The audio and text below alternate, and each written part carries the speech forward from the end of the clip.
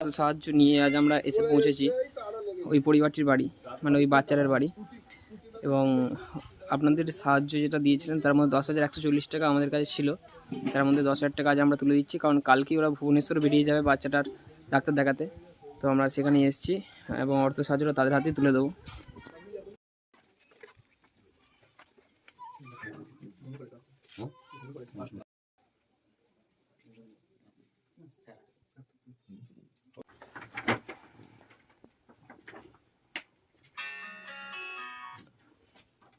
তারপর আমরা আপনার চলে যান, এবার অ্যাকাউন্ট নাম্বার বা একটু ওটা দিয়ে রাখুন।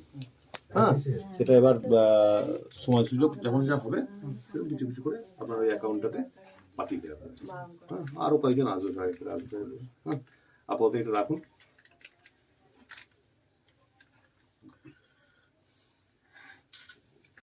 আমরা